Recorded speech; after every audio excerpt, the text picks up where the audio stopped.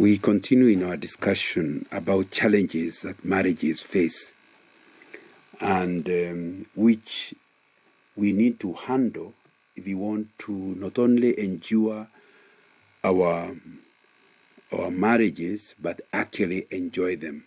One of the hidden ones is drinking alcohol, whether drinking a little or much.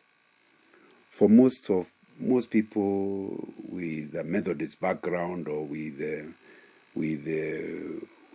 African Christian background, most Christians normally argue, instead of struggling how much is too much, the best thing is don't drink at all. What I've discovered, without doing a scientific research, is that when a Christian couple decide that, where does it say thou shalt not drink any wine, and therefore start taking a little, that little alcohol, maybe the husband is just taking a little, seems to open up to other areas. I have not yet been able to study to understand why, when you see a Christian husband start taking a little wine, within no time there will be some woman somewhere along the way. And yet you can't see how the two relate. So my thinking, and I may be wrong, is that the thing, since you had committed that your life will not involve alcohol, when you start arguing a little is okay, that psychological decision to release yourself to take a little makes it much easier for you to break other inhibitions. And so you start arguing, what's wrong with having a good time with a woman as long as I don't sleep with her? The Bible is against adultery, not against this thing new Christians are calling emotional infidelity. What is emotional infidelity? So I just want to have a good time with a workmate, lady.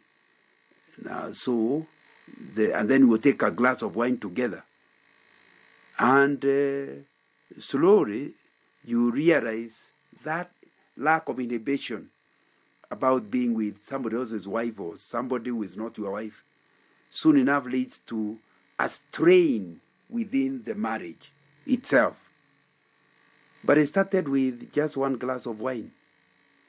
And so I want to suggest to you that alcohol is one of the challenges that will challenge your marriage, whether to take it or not to take it. Most people don't want to be drunk. They just take a little.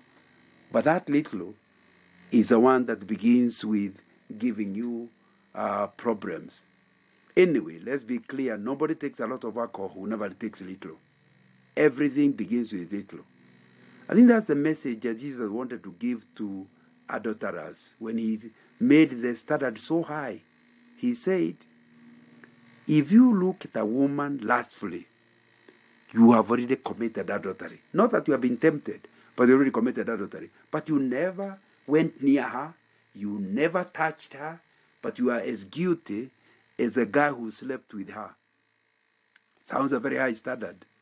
I think it's because if you are able to sort out issues in the mind, you will never do them practically.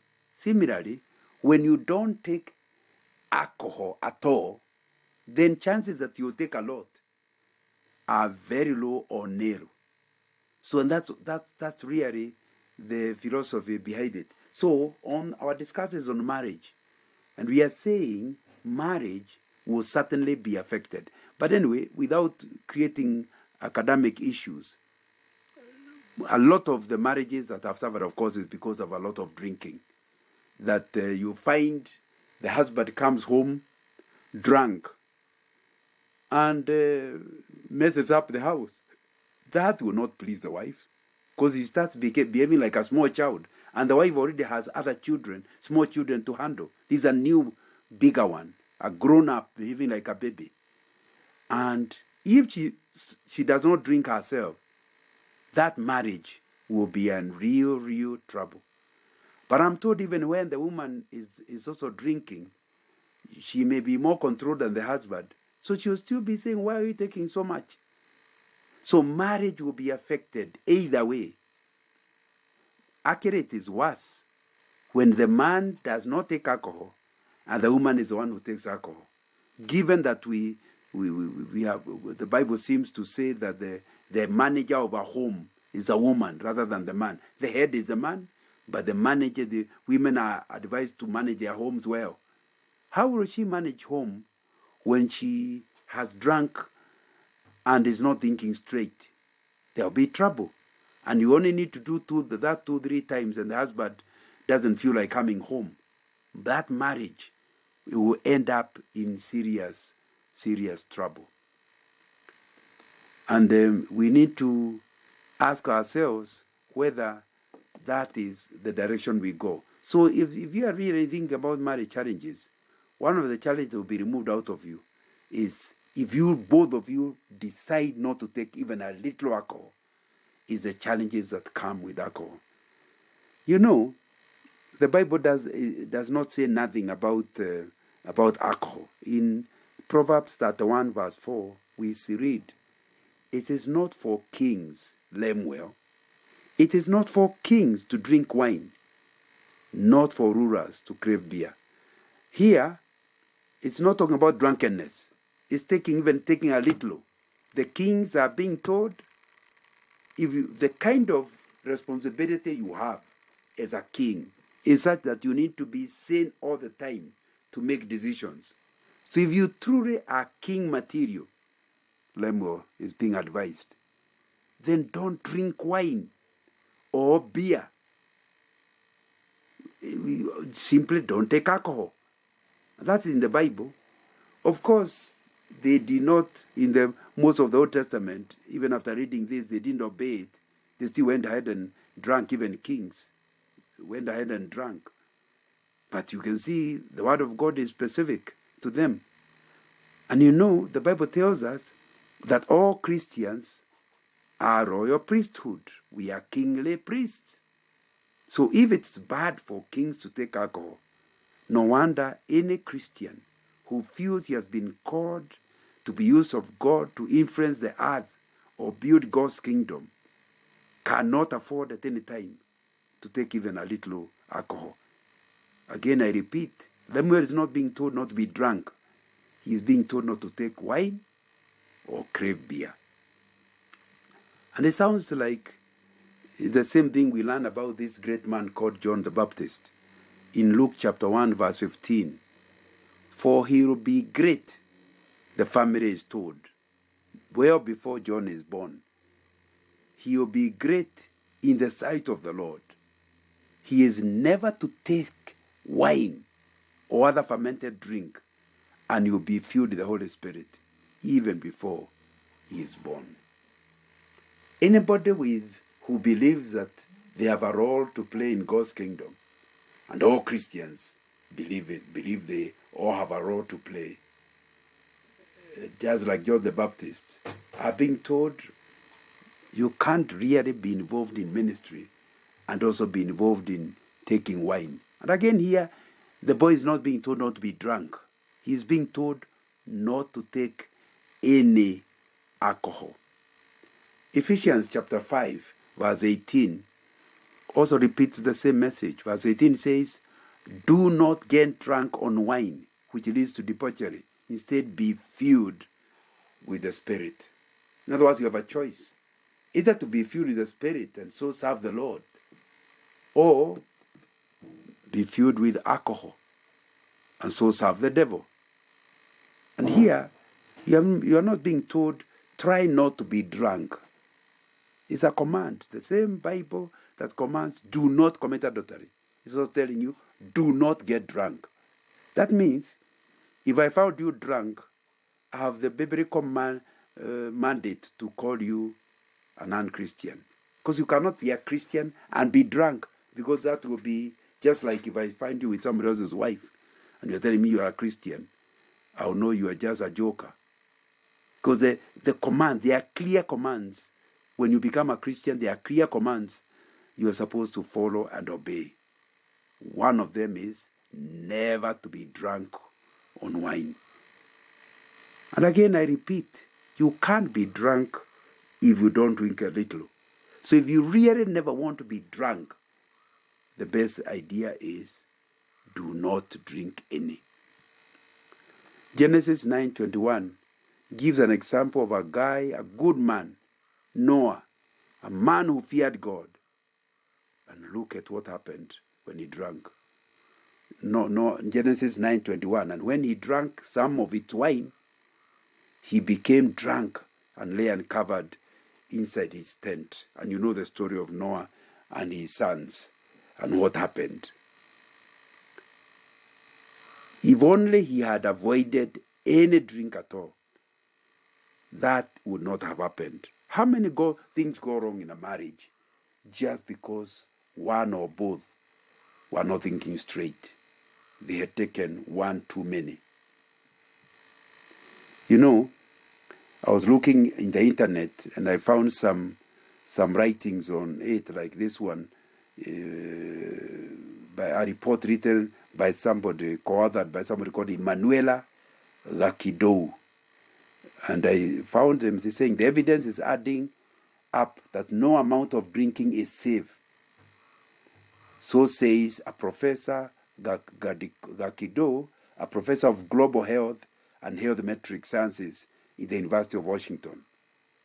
I quote her, "I don't think we are going out on a limb to say anything that the data do not support. The new research was based on the reviews of nearly 700 existing studies on global drinking prevalence and nearly 600 studies on alcohol and health, and found that alcohol was the 7th leading risk factor for premature death in 2016, contributing to 2.8 million deaths worldwide."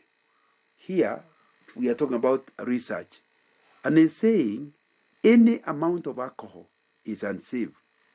That is as scientific research.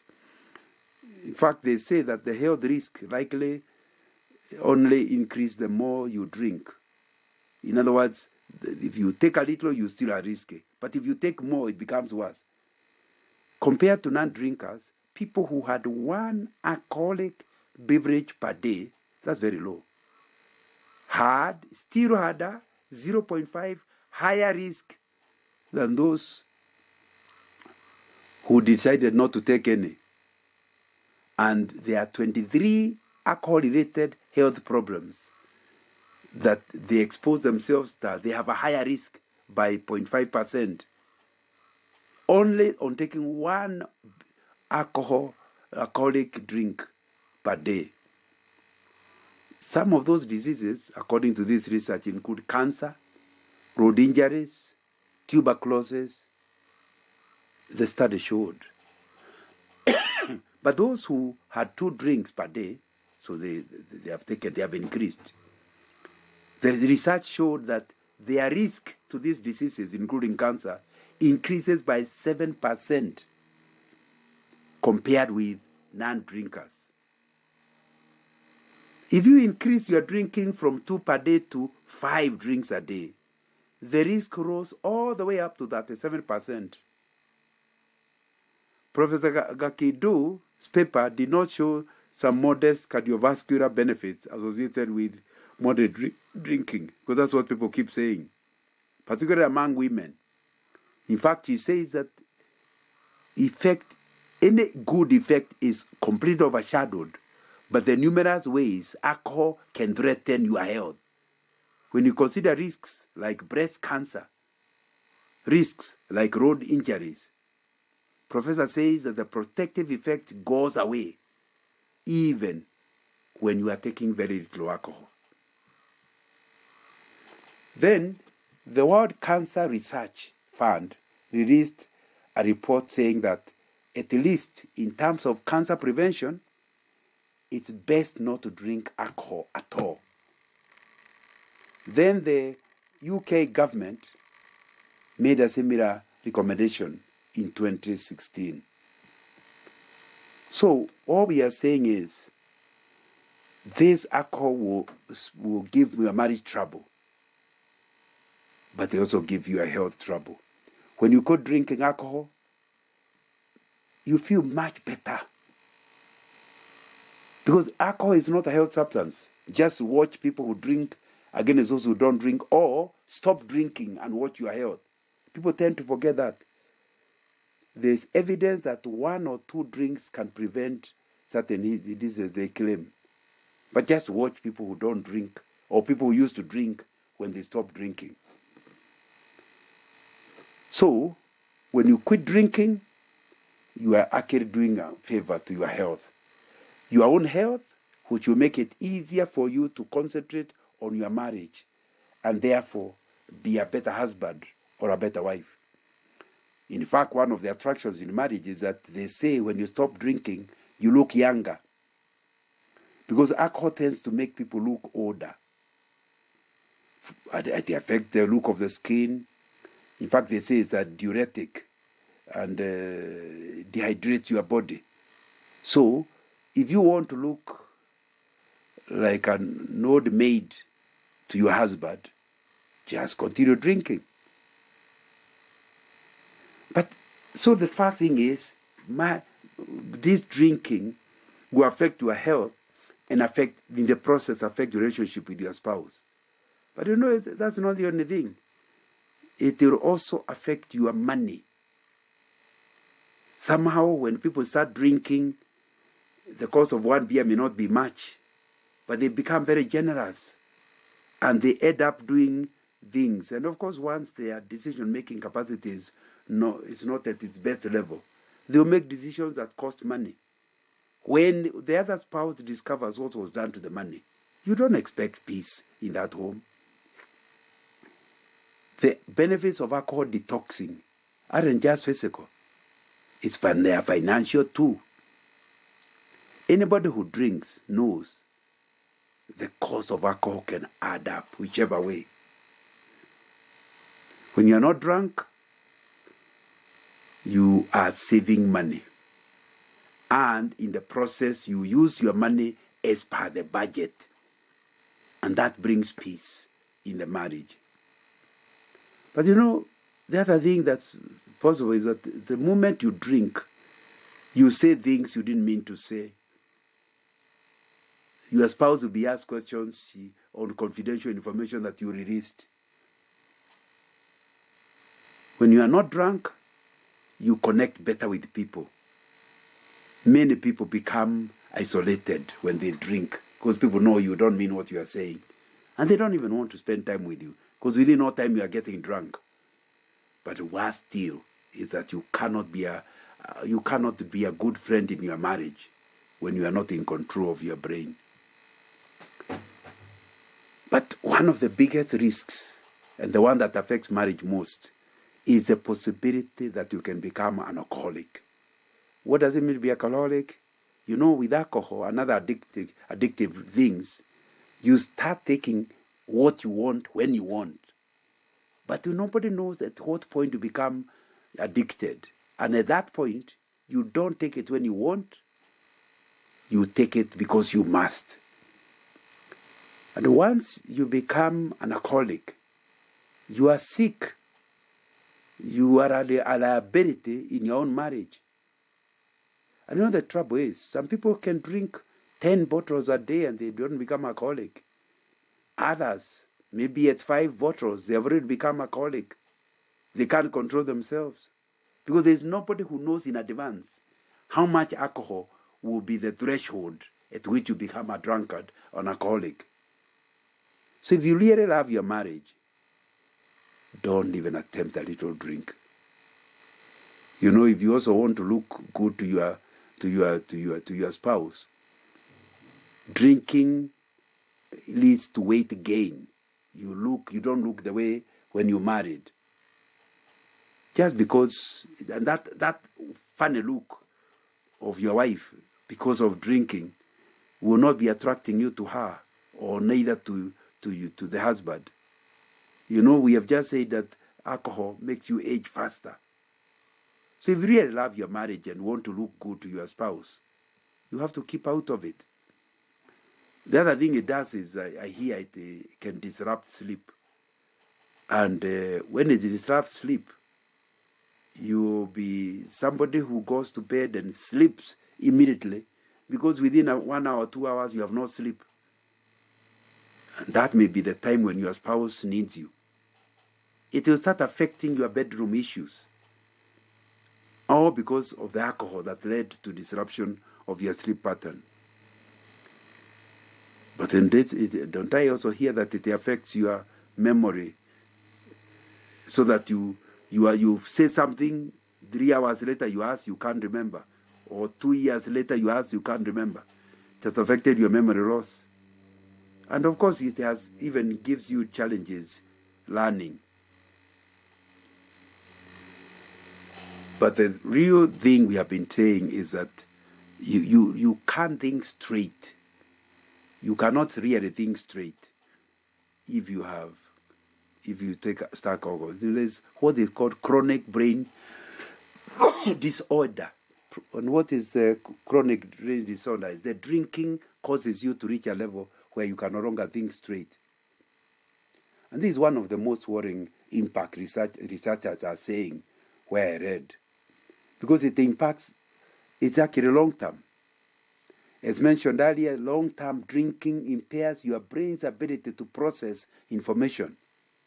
But it doesn't just stop there.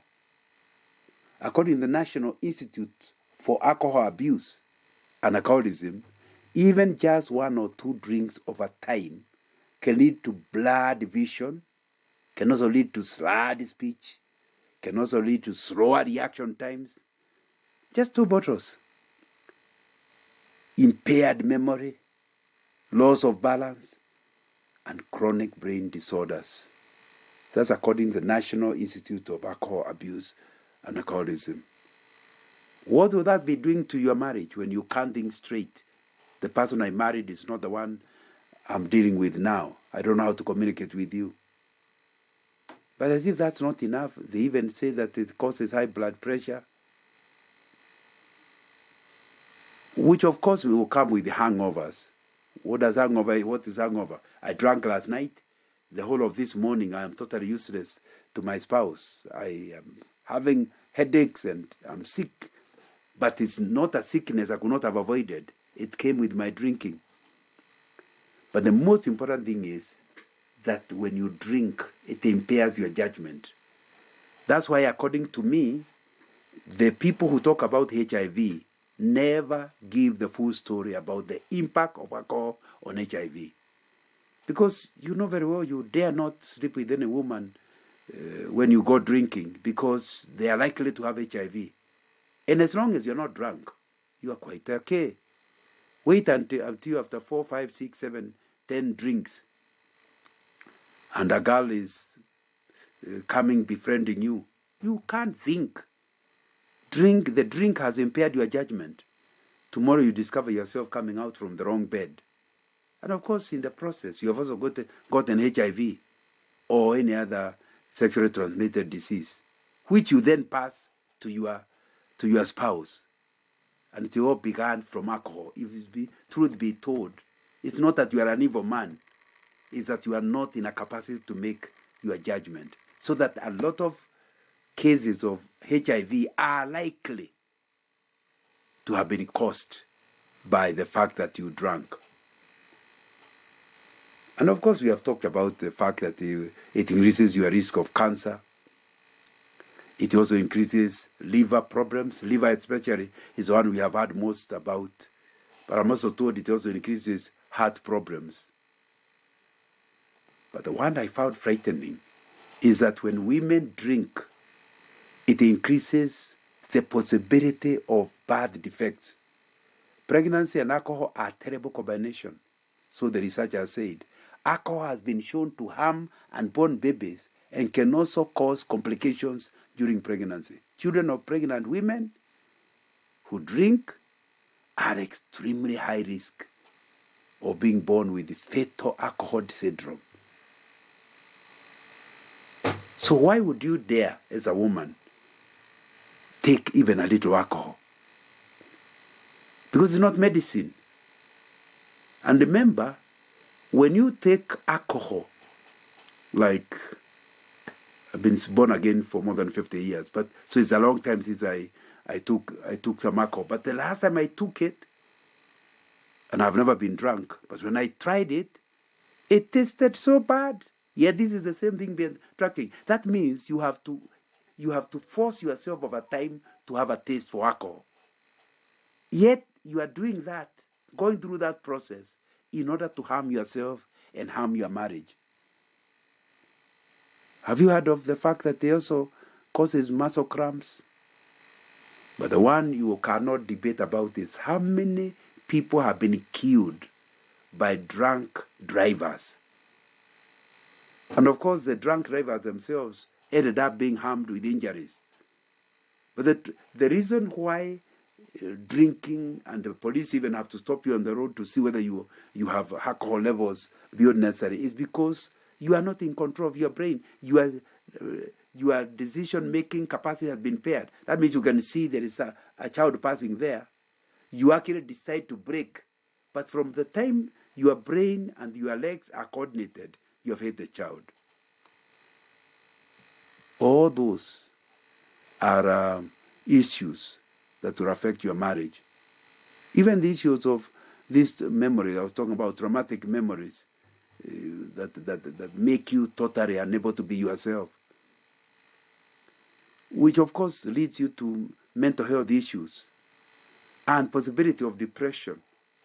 How would you be a good companion in marriage when drinking has led you to depression? Because drinking itself gives you some kind of artificial way of reducing your stress. And when you feel nice in a stressful day, you don't take one, you take more because you are feeling nice. So that when you are stressed is when you should not take even a little alcohol. But because you know it will reduce your stress, which it does initially, you take it. And because you feel nice, you take even more. So, when you try to run from your stress by taking alcohol, you are actually going into more trouble. And like I argued from the beginning, I think it's important to understand alcohol opens up direction to immorality, to hard drugs. Before people take drugs, they start with alcohol. And it's important to understand this. So what are we saying? That alcohol will ruin your marriage, number one, because of your affecting your thinking capacity. Number two, because it affects your pocket, and therefore it will affect the family budget. Number three, because your moral standing will be affected, and it will open you up to doing other things that could affect your walk with God, and therefore your relationship with your spouse. So the best, if you don't want the challenges that will be brought to your marriage, avoid even a little alcohol, whether you're a husband or a wife, because either of them will give you trouble, and it will cause you a lot of challenges. And I think it's an important thing to understand, and pray that God would help you to keep off and to avoid. Because if you do avoid, you are doing a favor to your marriage. And my prayer is that that all of us who are listening to this will want to advise others to keep off from drinking, and to keep off from even a little drinking, because it is not good for your marriage, it's not good for your health, and for somebody who wants to serve God and be available to his family, alcohol is an enemy. And here the studies are showing even a little alcohol. But more importantly, you can never be a drunkard unless you start taking a little. So avoid even a little for the sake of your marriage. Find other ways of relaxing, and they are there, that don't lead you into a hangover. So you enjoy yourself, you relax with each other, and yet you don't end up with the problems that hang with you after, like it happens when you drink or do things that will harm your marriage.